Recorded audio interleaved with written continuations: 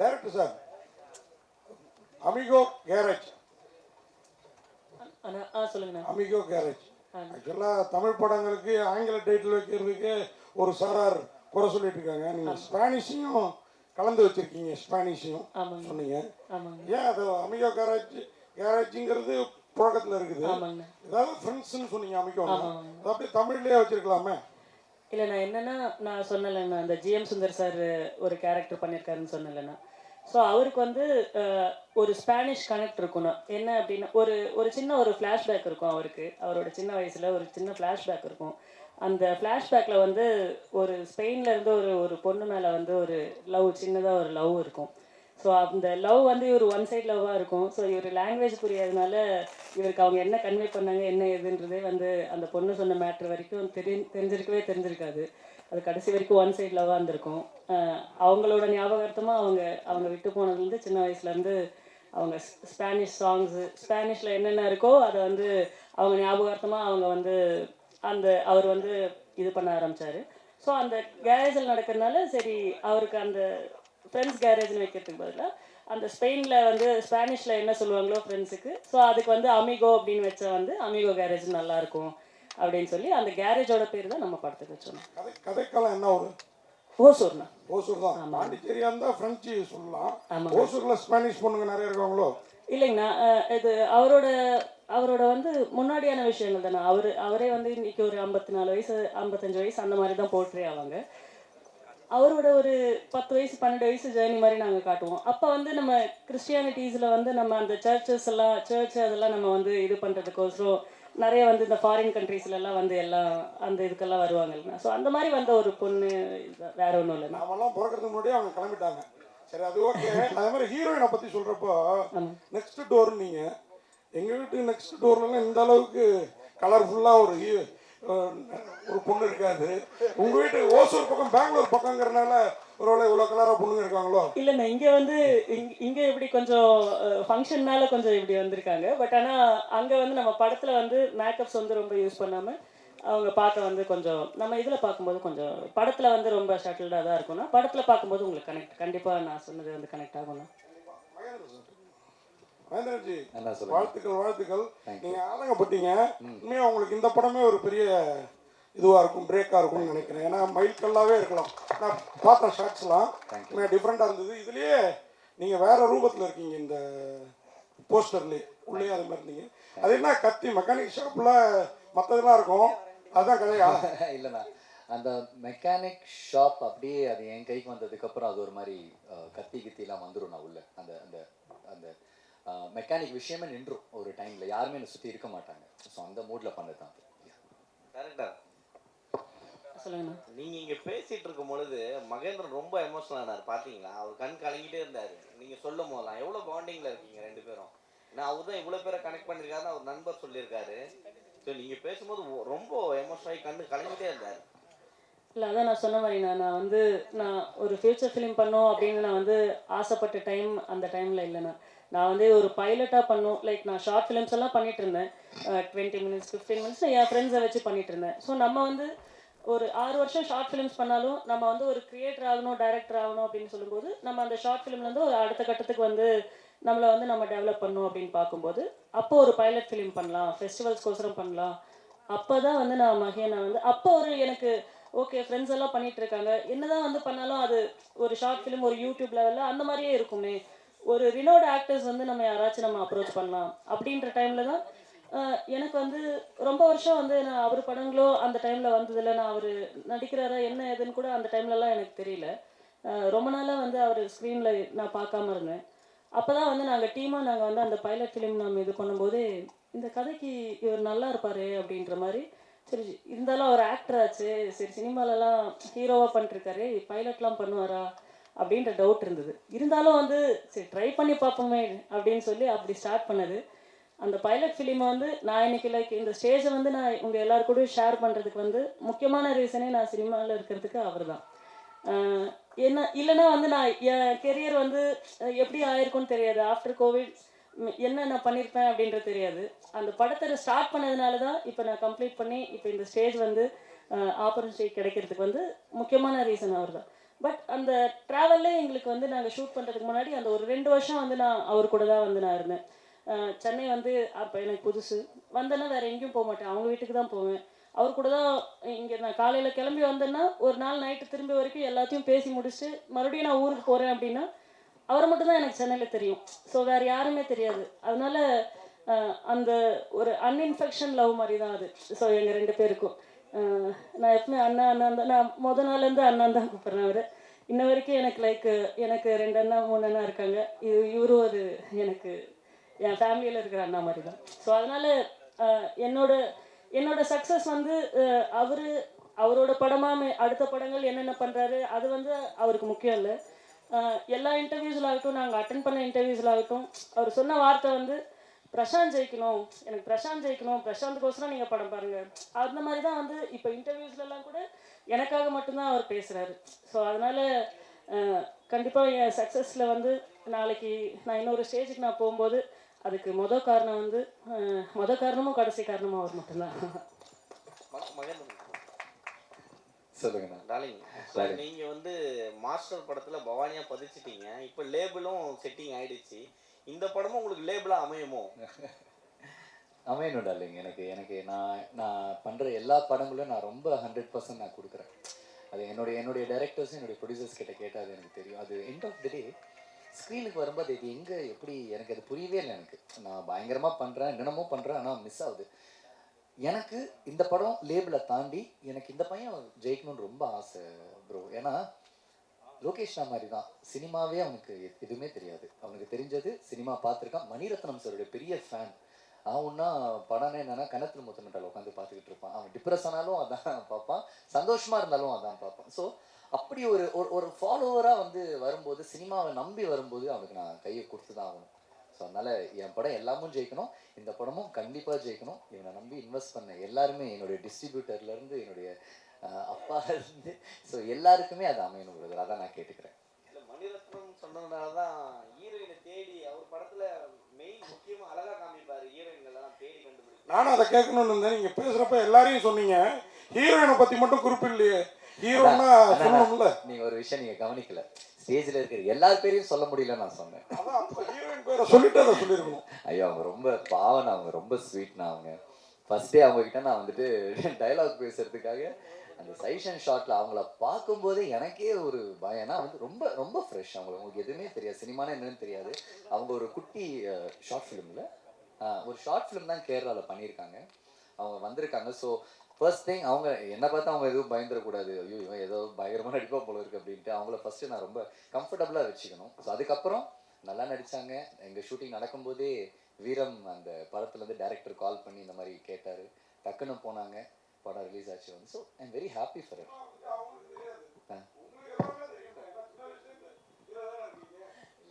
எனக்கு தெரியும்னா, பட் இருந்தாலுமே எனக்கு தெரியுன்றது அவங்களுக்கு தெரிஞ்சுன்னா அவங்க கொஞ்சம் பயந்துருவாங்க. ஸோ அதனால எதுவுமே தெரியாத மாதிரி சொல்லிட்டு. டேரக்டர், உங்களுக்கு ஒரு கொஸ்டின். நான் இங்கே இருக்கேன். ஹாய்ண்ணா, சொல்லுங்க. இப்போ என்னன்னா, இப்போ வந்து உங்கள் படத்தில் வந்து ஒரு விஷயம் கேள்விப்பட்டேன், ட்ரக்ஸ் வச்சுருக்கேன்ட்டு. இப்போ வந்து தமிழ் சினிமாவிலையும் சரி அரசியலையும் சரி ட்ரக்ஸை பற்றி நிறைய பேச ஆரம்பிச்சிட்டாங்க. அதனால தான் இந்த 15 அன்னைக்கு ரிலீஸ் பண்ண போறீங்களா இந்த படத்தை? அன்னைக்கு ஏதாச்சும் டே வேணா? இதுக்கு தான் மறைஞ்சு நீங்கள் கேள்வி கேட்டீங்களா? இல்லைண்ணா, 15 அன்னைக்கு ஏதாவது டேவா? இப்போ பேசும் பொருளாக இருக்கிறது ட்ரக்ஸ் தான். ஆமாண்ணா. சரிங்களா? படத்தில் வந்து முக்கிய இதில் வருது அது. ஸோ அதனால தான் இந்த டைம் ரிலீஸ் பண்ணால் நல்லா போகும்னு சொல்லிட்டு பண்ணுறீங்க. அண்ணா இல்லைங்கண்ணா, லைக் இது என்ன அப்படின்னா, நான் கதையை வந்து இது நான் ஃபிக்ஷனாக பண்ணேன்னா, நான் வந்து இது நான் பார்த்த ரியல் லைஃப் கேரக்டர்ஸ் வந்து நான் பார்த்து பழகின ரியல் லைஃப் கேரக்டர்ஸோட லைஃப் வந்து எப்படி மாறுச்சு அப்படின்ற, லைஃப் வந்து எதனால் மாறுச்சு அப்படின்ற விஷயம் தானே. ஏன்னா நான் பார்த்த நிறைய என் கூட இருந்த என் ஃப்ரெண்ட்ஸ் ஆஃப் ஃப்ரெண்ட்ஸ் எல்லாம் இருக்காங்கண்ணா. அவங்க என்ன ஆச்சு அப்படின்னா, அவங்களுக்கு நார்மலாக தான் இருந்தாங்க, நல்லாவே இருப்பாங்க. திடீர்னு பார்த்தா ஒரு 3 நாள் கழிச்சு பேப்பரில் வந்து ஒரு கொலை பண்ணிட்டு ஜெயிலுக்கு போயிருக்காங்க அப்படின்னு வரும். அது ரொம்ப ஷாக்காக இருக்கும். என்னடா 2 நாளைக்கு முன்னாடி பார்த்தோமே, இங்கே தானே எல்லாம் கிரவுண்டில் விளையாடிட்டு இருந்தாங்க செஞ்சாங்க, எப்படி நார்மலாக இருந்தாங்க, எப்படி இவ்வளோ தைரியம் வருது அப்படின்ற ஃபேக்டருக்குள்ளே நம்ம உள்ளே போகும்போது தான் லைக் இது தெரில. நான் ஒரு நார்மலாக வந்து ஒரு ஆத்திரத்தில் ஒரு விஷயங்கள் பண்ணுறது வேறு. நிறைய கொலைகளுக்கு பின்னாடி நீங்கள் வந்து பார்த்தீங்கன்னா, அந்த கொலை பண்ணுறவங்களுக்கு வந்து நிறைய தைரியம் இருந்தது இல்லைண்ணா. நம்ம கொலை பண்ணும்போது வந்து தைரியம் இருக்காதுண்ணா. அந்த தைரியத்தை வந்து கொடுக்கறது வந்து இந்த போதை தான் வந்து அவங்கள தைரியம் கொடுக்குதுண்ணா அவங்களுக்கு. அந்த போதையில் மட்டும்தான் அவங்களால வந்து ஒருத்தரை போய் நம்ம பிளான் பண்ணி கொலை பண்ணணும் அப்படின்னா அவங்க அந்த நார்மல் ஸ்டேட்டில் வந்து அந்த தைரியமும் வரதில்லை, அந்த ஸ்டேட்டில் வந்து அவங்களால எந்த டிசிஷன்ஸும் வந்து ப்ராப்பராக எடுக்க முடியறதில்லை. அதனால இந்த மாதிரி வந்து இந்த ட்ரக்ஸு, இந்த போதை, இந்த மாதிரி பேட் டிசிஷன்ஸ்னால வந்து நிறைய பேரோட லைஃப் வந்து மாறி இருக்குண்ணா. அது அன்எக்ஸ்பெக்டடாக மாறி இருக்கு. அதனால தானே இது கண்டிப்பாக இதில் நம்ம காட்டுமே தவிர அதனால என்ன பாதிப்புன்னு தான் நம்ம அதிகமாக அதனால ஒருத்தனோட லைஃப் எவ்வளோ வந்து நார்மலாக இருந்த ஒரு லைஃப் வந்து அன்எக்ஸ்பெக்டடாக வந்து இந்த சமுதாயத்தில் வந்து ஃபேஸ் பண்ண முடியாத அளவுக்கு போதோ அதை வந்து நம்ம மெயினாக ஃபோக்கஸ் பண்ணியிருக்கோம். நான் மகேந்திரன்ஜி, உங்களுக்கு இப்போ நீங்கள் ஹீரோ பண்ணியிருக்கீங்க, சோஷியல் மீடியாவில் கேள்விப்பட்டோம், இப்போ நீங்கள் டேரக்ட் வேறு பண்ண போகிறீங்க சரிங்களா? இப்போ வந்து உங்களுக்கு வந்து ஹீரோ நடிக்கிறது பிடிக்குமா, டேரக்ட் பண்ணுறது பிடிக்குமா? எனக்கு ரெண்டுமே ரொம்ப பிடிக்கும் தான். சரி, இப்போ எது வந்து பெஸ்ட்டாக நினைக்கிறீங்க? ஆனால் நான் ஹீரோ பண்ணும்போது எனக்கு சில ரெஸ்ட்ரிக்ஷன்ஸ் இருக்குது. ஒரு ஸ்கிரிப்டுன்னு ஒன்று வருது, அதுக்கு டைரக்டர்னு ஒருத்தங்க இருக்காங்க. அதை தாண்டி என்னால் வந்துட்டு அங்கே எதுவுமே பண்ண முடியாது. அவரை இம்ப்ரெஸ் பண்ணுறதுக்கு தான் நான் ஒர்க் பண்ணேன். பட் டைரெக்ஷனில் என்ன நடக்குது அப்படின்னா, ரொம்ப கொஞ்ச நாளாக நான் நிறைய பேர்கிட்ட நான் பழகிட்டு இருக்கேன், நிறைய யங்ஸ்டர்ஸ் கிட்ட பழகிட்டு இருக்கேன், நிறைய இன்ட்ராக்ஷன்ஸ் எனக்கு இருக்குது. ஏன்னா அவங்க தான் தேட்டருக்கு வர்றவங்க, நிறைய வாட்ச் பண்ணுறாங்க. அவங்கக்கிட்ட பேசும்போது வந்துட்டு அவங்களுக்கு என்கிட்ட பேசும்போது தெரியுது அவங்களுக்கு என்னை எப்படி பார்க்கணுன்னு நினைக்கிறாங்கன்னு எனக்கு தெரியுது. ஸோ நான் டைரெக்ஷனுக்கு வரும்போது மேபி எனக்கு அந்த பவுண்ட்ரிஸ் எதுவுமே இருக்காது. அவங்க என்ன நினைக்கிறாங்களோ எனக்கு காட்டுறதுக்கான நிறைய ஒரு ஸ்பேஸ் இருக்குன்னு நினைக்கிறாங்க. அதுக்கு தான் நான் டைரெக்ஷனுக்கு வரேனே தவிர நான் ஒரு டைரக்டர் ஆகணுன்றதுலாம் என்னோட இது கிடையவே கிடையாது. செகண்ட் கொஸ்டின், ஒரு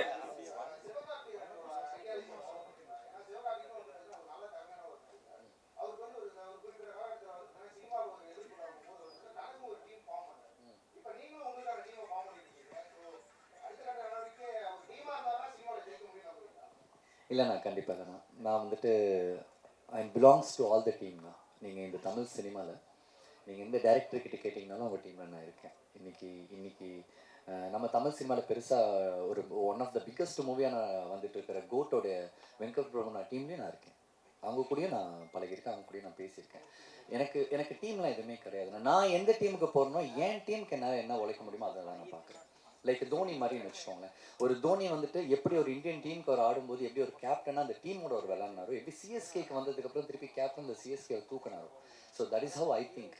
நீங்கள் வந்து ஒரு படம் பண்ணும்போது நீங்கள் கேப்டனாக இருக்கக்கூடாது, இருக்கிறவங்களெல்லாம் கேப்டனாக வச்சு நீங்களும் விளையாண்டிங்கன்னா கேம் நல்லா இருக்கும். அவ்வளோதானா.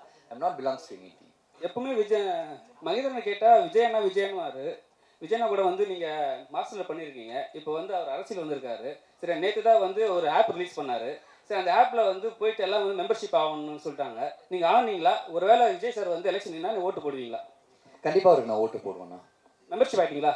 இல்லைண்ணா, நான் வந்து ஒரு ஓட்டராக இருக்கணுன்றது தானே என்னுடைய. ஏன்னா நானே வந்துட்டு நம்ம ரீசன்ட் ப்ரெஸ் மீட்டில் வந்துட்டு நானே சொன்னேன் இந்த மாதிரி எல்லாருக்கும் சான்ஸ் கொடுங்க அப்படின்ட்டு. நான் அந்த இடத்துல எல்லாருக்கும் சான்ஸ் கொடுங்கன்னு கேட்ட இடத்துல நான் ஒருத்தரை சார்ந்து அவருடைய கட்சியில் வந்து இணையணும் அப்படின்றது வந்துட்டு அது எனக்கு தெரிஞ்சு கரெக்டாக இருக்காது. ஏன்னா வந்துட்டு அன்றைக்கி நான் பேசும்போது அது நான் விஜயனாக்கு மட்டும் நான் பேசலை. அந்த ஃபங்க்ஷனில் எனக்காக வந்துட்டு போனேன், சீமான் சாருக்காகவும் நான் பேசினேன். அண்ட் வந்து இதுக்கு முன்னாடி வந்து நான் ரொம்ப கிரேட் லீடராக பார்க்குற அன்புமணி ராமதாஸ் சாருக்காகவும் நான் பேசினேன். அண்ட் கமல் சாருக்காகவும் நான் பேசினேன். நாளைக்கு உதயனா வந்து நிற்கும்போது அவருக்காகவும் நான் பேசுவேன். எனக்கு என்ன ஒன்றுனா, எல்லாருக்குமே டிஃப்ரெண்ட் ஐடியாலஜிஸ் இருக்குது. எல்லாருக்குமே நம்ம நாட்டை நல்லா பார்த்துக்கணும், நல்லா திருத்தணுன்ற ஐடியாலஜி இருக்குது. அதுக்கு நீங்கள் ஹெல்ப் பண்ணுங்கள், அதுக்கு நீங்கள் சப்போர்ட் பண்ணுங்க தான் நான் கேட்குறேனே தவிர எந்த கட்சி எந்த ஹீரோ எதுவுமே கிடையாதுண்ணா. என் வீடு நல்லா இருக்கணும்னா என் நாடு நல்லா இருக்கணும், அவ்வளோதான். நான் எனக்கு கண்டிப்பாக நான் போடுவேன். அண்ணன் ஏன்னா போடுங்க என்ன சான்ஸ் கொடுங்கன்னு சொல்லிட்டு நான் போடாமல் இருப்பேன்னா நான் கண்டிப்பாக போடுவேன். நான் கமல் சாருக்கும் போட்டிருக்கேன், விஜயகாந்த் சாருக்கும் போட்டிருக்கேன்.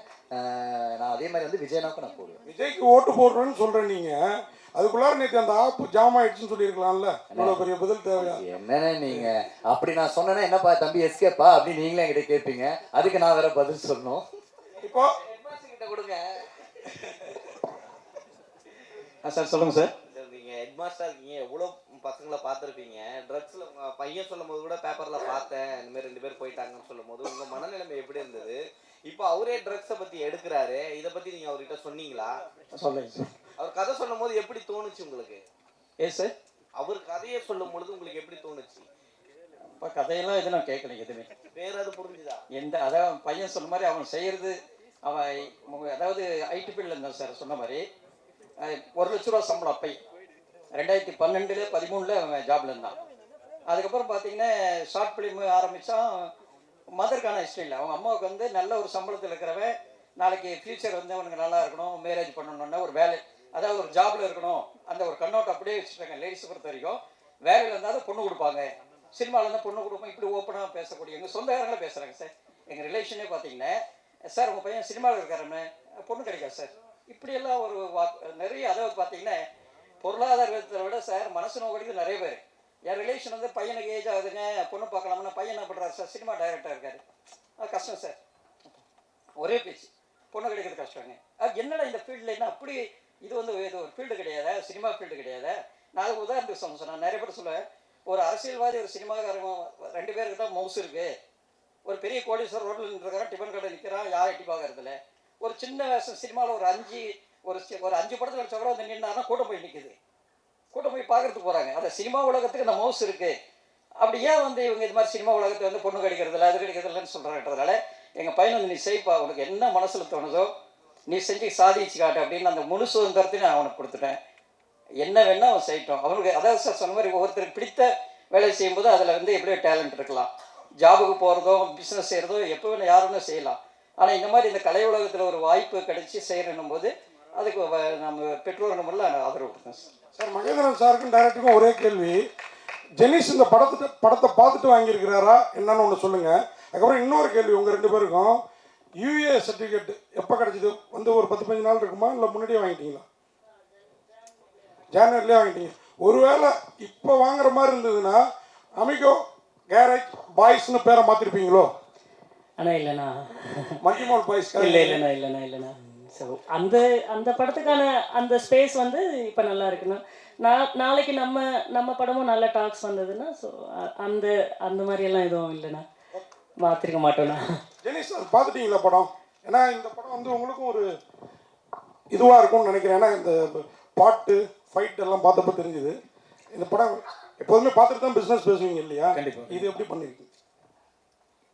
இந்த படம் ஒரு தரமான ஒரு மேக்கிங்ன்றது எல்லாரும் டிப்பிக்கலாக சொல்கிற மாதிரி தாண்டி இது கனெக்ட் ஆச்சுது. இப்போது சொன்னாங்க இல்லையா, ஆல்ரெடி ஸ்டேஜில் சொன்ன மாதிரி தான் தமிழ் திரையுலகத்தோட இன்னைக்கு ஜெயிச்சுட்டு இருக்கிற, தொடர்ந்து ஹிட்ஸ் கொடுத்துட்ருக்குற, மேக்ஸிமம் ஹிட்ஸ் கொடுத்துட்ருக்குற ப்ரொடியூசர்ஸோட ஒரு மீட்டிங் ரீசெண்ட்லி நடந்தது. அந்த மீட்டிங்கில் அவங்க ஷேர் பண்ண விஷயம் வந்து அப்படியே இந்த படத்தில் கனெக்ட் ஆச்சு. எனக்கு ஒரு படத்துடைய தோற்றம் முதல் பார்வையிலேருந்து அந்த படத்துடைய ட்ரெய்லர் கட்ஸ் பார்க்கும்போது நமக்கு ஒரு இம்ப்ரெஸ் ஆச்சுன்னா கண்டிப்பாக பிஸ்னஸ்க்கு மூவ் பண்ணும்போது அதுக்கான சப்போர்ட் கிடைக்கும். அதுதான் நடந்துச்சு. நாங்கள் மலேசியாவுக்கு ஃபஸ்ட்டு ஓவர்சீஸ்க்காக பிச் பண்ணும்போதும் சரி, இப்போது ரீசெண்ட்லி தேட்டருக்களுக்காக மூவ் பண்ணும்போதும் சரி பாசிட்டிவாக இருக்குது. இப்போ மகேந்திரன் அப்படின்ற ஒரு ஆக்டர், அவரை நாங்களும் சின்ன வயசுலேருந்தே பார்த்துட்ருக்கோம். ரொம்ப கஷ்டமாக இருந்தது ஒரு ஸ்டேஜில் எமோஷனலாக இருக்கும்போது. ஏன்னா ஒரு நல்ல சோல் இப்படி ஆர்கனைஸ் பண்ணியிருக்காரு. இது ஆர்கனைஸ் பண்ணியிருக்கிறது வந்துன்றது நிறையா சொன்னீங்க, நிறைய கொஸ்டின்ஸ் கேட்டிருந்தீங்க. இது டீம் ஃபார்ம் பண்ணுறாருன்றது அப்படி இல்லை, கரெக்டாக அமைஞ்சிருக்குது. அந்த டேரக்டரும் அதுக்கு டிசர்வ் பண்ணியிருக்காரு. அவர்கிட்டயும் நான் இன்ட்ராக்ட் பண்ணியிருக்கேன். நல்ல ஒரு சோல். ஸோ இது ஒரு நல்ல ஒரு டீமோட எஃபர்ட்டில் ஒரு குறைந்த மீடியம் பட்ஜெட்டில் எடுக்கப்பட்ட ஒரு நல்ல கண்டென்ட். ஸோ இதை கொண்டு போய் கரெக்டாக சேர்க்கணும்னு ஆசை இருந்தது. அதுக்காக தான் அதை தொட்டிருக்கோம். கண்டிப்பாக ஜெயிப்பாங்க. மகேந்திரன் சீக்கிரமாக ஒரு சூப்பர் ஹிட் கொடுப்பாருன்னு நம்புகிறேன். ஏன்னா இந்த சென்டிமெண்ட் அதெல்லாம் நிறைய இடத்துல ப்ளே பண்ணிட்டு இருக்குது. நம்ம அரசியலாக இருந்தாலும் ஒரு சின்ன உதாரணம் சொல்லி முடிக்க விரும்புகிறேன். இன்றைக்கி தமிழக முதலமைச்சர் கட்சிகளுக்கு அப்பாற்பட்டு அவரை வந்து பல தடவை சொன்னாங்க, இவருக்கு ஜாதகத்தில் வாய்ப்பே இல்லை அப்படின்னு சொன்னாங்க. அந்த அம்மாவோட ப்ரேயர்ஸ்ன்னு சொல்லுவாங்க, நிறைய விஷயங்கள் இருக்குது, நிறைய வைப்ரேஷனால அவர் இன்றைக்கி தமிழகத்தை ஆண்டுட்டு இருக்காரு. அதே மாதிரி திரையுலகத்தை அன்பு தம்பி மகேந்திரனும் ஒரு நல்ல இடத்தோட ட்ராவல் பண்ணுவார், ஜெயிப்பார். அந்த பயணத்தில் நாங்கள் இருப்போம்னு நம்புகிறேன். நன்றி. உதய சார், நீங்க லொல்லு சபா நடிச்சு 20 வருஷம் ஆயிடுச்சு. நிறைய படத்துல உங்களை நாங்க பாக்குறது கிடையாது. இப்ப மகேந்திரன் வந்து உங்களை கூப்பிட்ட உடனே நீங்க என்ன ஃபீல் பண்ணீங்க? ஏன்னா மகேந்திரன் வந்து வர ஆக்டருக்கு வந்து கொடுக்குறாங்க, நீங்க சீனியர் மோஸ்ட் ஆக்டர், சரிங்களா? இப்போ எடுத்த உடனே ஒரு நாளுக்கு அப்புறம் உங்களை கூப்பிடும் போது நீங்க என்ன ஃபீல் பண்ணீங்க? இல்லை, அது வந்து ஒரு சந்தோஷம். நான் வந்து லொல்லு சபாவுக்கு முன்னாடியே வந்து படங்கள்லாம் ஆக்ட் பண்ணேன். ஃபஸ்ட்டு வந்து சினிமா தான், வேலை கிடச்சிருச்சு, பூவெல்லாம் உன்வாசம், நிறைய படங்கள் பண்ணியிருக்கிறேன். அது கொஞ்சம் வாய்ப்பு கொஞ்சம் கம்மியாக இருந்ததுனால ஒரு ரைட்டராக போனேன் விஜய் டிவியில் சகல வேலைக்கு. அதுக்கப்புறம் லொல்லு சபாவில் ஆக்ட் பண்ணேன். அப்போ எனக்கு வந்து சின்ன வயசுலேருந்து தம்பி மகேந்திரனை தெரியும், நம்ம மேலே ரொம்ப பிரியமாக இருப்பாப்புல. சரி கூப்பிட்டாப்புல, அந்த நேரம் கோவிடு கொஞ்சம் இதாக இருந்ததுனால சரி ஒரு ஒரு நல்ல ஒரு நமக்கு ஒரு திரும்ப முனை அமையும் இந்த வாய்ப்புன்னு சொல்லிட்டு கூப்பிட்ட உடனே போயிட்டேன்.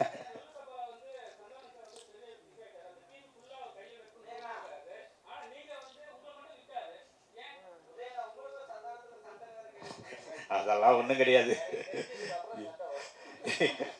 இல்லை இல்லை, அது என்னன்னா ஒரே இடத்துல, அதாவது நான் ஒரு ஆர்டிஸ்டாக இருந்தேன் ஃபஸ்ட்டு வந்து இருந்தால், அதுக்கப்புறம் ரைட்டராக போனவொன்னே எனக்கு வந்து வெளியே எனக்கு போகவே முடியல. உள்ளேயே உட்காந்துட்டு அதே சவுத்தை மாற்றி மாற்றி மாற்றி மாற்றி ஒரு 8 வருஷமாக 7 வருஷம் கிட்ட பார்த்து மைண்டே ஒரு மாதிரி ஆயிடுச்சு. அதனால தான் நான் வெளியே வந்தேனே தவிர, நமக்கு வந்து ஒரு ஒரு கிரியேட்டர் ஒரு இதாக ஒரு நடிக்கிறோம், வந்து ஒரு வயலினிஸ்ட்டு ஒரு கச்சேரிக்கு போயிட்டு இருந்தோம், நடிச்சுக்கிட்டு இருந்தோம், இவ்வளோ விஷயங்கள் பண்ணது வெறும் ரைட்டிங் மட்டுமே ஒரு இடத்துல உட்காந்ததுனால எனக்கு கொஞ்சம் மனசுக்கு கொஞ்சம் இதாக இருந்தது. வெளியே வந்தோன்னா ஃப்ரீ ஆகிட்டேன். வேறு ஒன்றும் கிடையாது, அதான் உண்மை. இதை தானே வேணாங்கிறது அப்படின்னா அப்படியா?